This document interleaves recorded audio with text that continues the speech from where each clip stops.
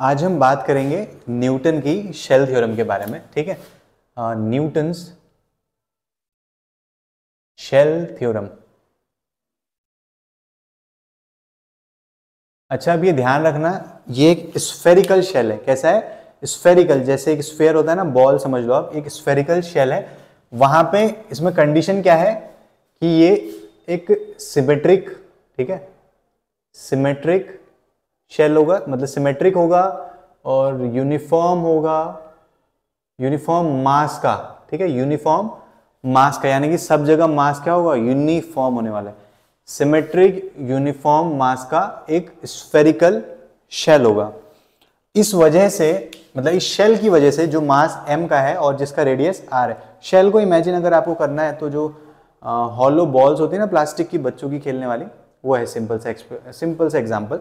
ठीक है, तो इस m मास के स्फेरिकल हॉलो शेल की वजह से एक पॉइंट मास m, ठीक है, इस मास m पे क्या ग्रेविटेशनल फोर्स आएगा। अब ध्यान रखना, ये एक पॉइंट ऑब्जेक्ट नहीं है, इसके कंपैरिजन में ये एक पॉइंट ऑब्जेक्ट नहीं है, ये एक एक्सटेंडेड ऑब्जेक्ट है। ध्यान से आपको दिख ही रहा होगा। ठीक है, ये पॉइंट ऑब्जेक्ट की तरह हम दोनों को ट्रीट नहीं कर सकते।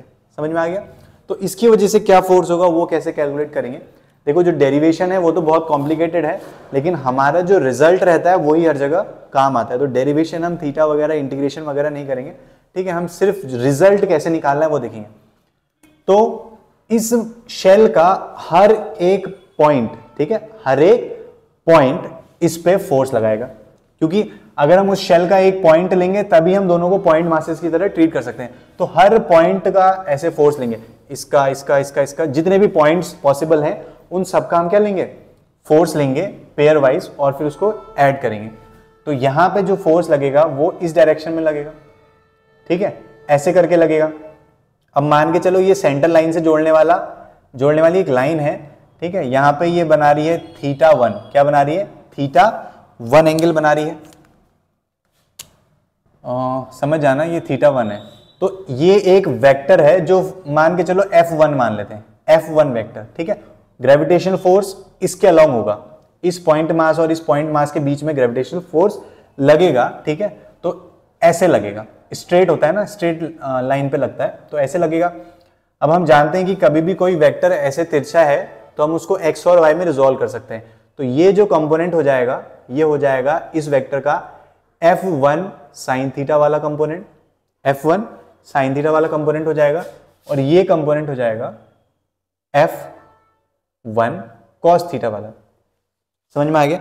अब सिंस ये जो शेल है एक सिमेट्रिक शेल है, क्या है? सिमेट्रिक शेल है, तो इस सेंटर लाइन वाले जो डिस्टेंस है ना, इससे जितना ऊपर ये है दूर, ठीक है, इससे इतना ही नीचे एक पॉइंट और होगा, सेम पॉइंट। ठीक है, इससे इतना ही नीचे एक पॉइंट और होगा जो इस पे ऐसे फोर्स लगाएगा।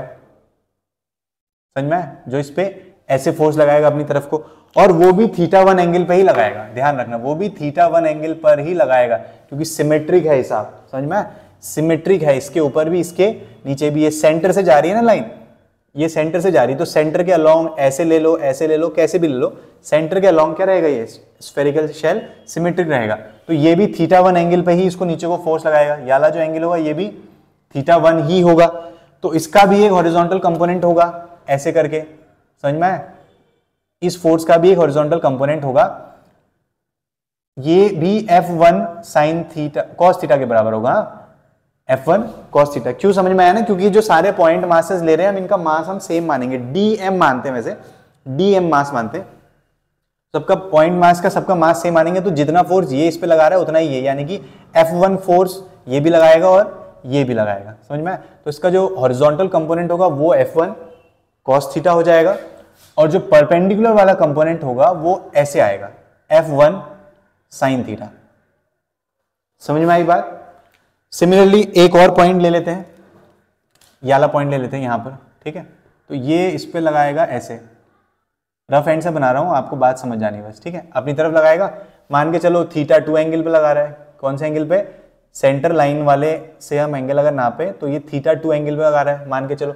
तो इसी अपोजिट, सिमेट्रिकली अपोजिट पोजीशन का जो एक एलिमेंट होगा, छोटा सा पॉइंट मास, जिसको हम लेंगे वो भी यही काम करेगा, समझ में? वो भी θ2 एंगल पे फोर्स लगाएगा F2। क्या लगाएगा? F2। ये भी लगाएगा F2 वेक्टर। समझ में आ गया? अब इस F2 को भी हम रिजॉल्व करेंगे परपेंडिकुलर कंपोनेंट्स में। समझ में आ गया ना? तो ये F2 साइन थीटा और ये, रुको, हाँ, ये F2 साइन थीटा हो जाएगा नीचे की साइड में, और इस वाले का ऊपर की साइड को भी लगेगा एक कंपोनेंट F2 साइन थीटा। समझ में आया? दोनों F2 क्यों है? क्योंकि सिमेट्रिक पोजीशंस को देख रहे हैं हम, तो जितना एंगल याला पोजीशन इससे बनाएगा उतना ही याला इससे बनाएगी, जितना फोर्स ये एलिमेंट इस पे लगाएगा उतना ही ये भी इस पे लगाएगा। समझ में? तो यहां पे अब इसका हॉरिजॉन्टल कंपोनेंट देखो F2 का, तो इसका हॉरिजॉन्टल कंपोनेंट ऐसे आएगा F2 cos थीटा इसका, ठीक है, और इसका भी हॉरिजॉन्टल कंपोनेंट ऐसे ही आएगा इसी डायरेक्शन में F2 cos थीटा। तो ऐसे करके जितने भी पॉइंट्स है ना, उन सबका एक सिमेट्रिकली अपोजिट पोजीशन पे पॉइंट होगा, सेम मास dm का। इसको हम मान लेते हैं, चलो dm अभी के लिए, ठीक है, इसको dm मान ले रहे हैं सबको। तो होता क्या है कि सारे जो परपेंडिकुलर कंपोनेंट है ना, जो इस मास m पे लग रहे हैं ग्रेविटेशनल फोर्स के, वो सारे कैंसिल आउट हो जाएंगे, ठीक है। ये F1 sin थीटा इस F1 sin थीटा को कैंसिल कर दिया क्योंकि अपोजिट डायरेक्शन है और मैग्नीट्यूड सेम है। ये भी F1 sin थीटा, बट ये इधर को लग रहा है, ये इधर को लग रहा है। Similarly F2 sin theta. तो ऐसे ही जितने भी पॉइंट्स हैं वो सब हॉरिजॉन्टल कंपोनेंट क्या कर देंगे? कैंसिल कर देंगे। तो कौन सा कंपोनेंट रहेगा? वही, यानी कि मतलब परपेंडिकुलर कंपोनेंट को कैंसिल कर देंगे, रहेगा सिर्फ हॉरिजॉन्टल वाला कंपोनेंट, ठीक है। तो जो ऐसा लगेगा कि जो फोर्स है ना वो इसी डायरेक्शन में आ रहा है, ऐसे इसी डायरेक्शन में खींच रहा है सब, क्योंकि याले तो नेट कैंसिल हो गया ना, तो नेट जीरो हो जाएगा, बट ऐसा लगेगा कि इधर को ऐसे खींच रहा है, ये समझ में आया? तो इसीलिए बोलते हैं कि जो न्यूटन की शेल थ्योरम है, इसमें ये बोलेंगे कि the force of gravity due to, force of gravitation, gravity is wrong word, the force of gravitation due to a uniform, symmetric भी मान के चल रहे हैं हम, ठीक है, spherical shell on a point mass m outside it, ठीक है, outside it acts as if the entire mass of the shell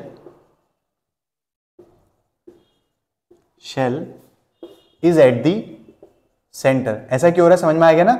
क्योंकि जो परपेंडिकुलर कंपोनेंट है वो सारे कैंसिल कर दे रहे हैं, तो फोर्स सेंटर लाइन के अलोंग लग रहा है, ऐसे जहां पे कुछ है ही नहीं, जो खोखला है, जहां इधर को लग रहा है सारा कंपोनेंट। समझ में? तो इसीलिए ऐसा लगता है कि सारा मास क्या है इस शेल का यहीं पे होगा, तो इसीलिए ऐसे लग रहा है। समझ में? तो इसको यहां पे लिख देना आउटसाइड दी शेल, ठीक है, बहुत इंपॉर्टेंट है ये gravitational force due to earth. जब हम कैलकुलेट करते हैं तो वहां शेल थ्योरम को ही बार बार यूज किया जाता है। ओके, अच्छा, यही चीज वैलिड है एक सॉलिड यूनिफॉर्म सिमेट्रिक स्फीयर के लिए। समझ में? This result also applies for a solid uniform symmetric, वैसे स्फीयर तो सिमेट्रिक ही माना जाता है ना, ठीक है, स्फीयर, ठीक है, ये रिजल्ट होगा। तो जो फोर्स लगेगा वो क्या लगेगा? F is equal to G times mass m upon distance between the centres. मान के चलो ये डिस्टेंस क्या है? r है।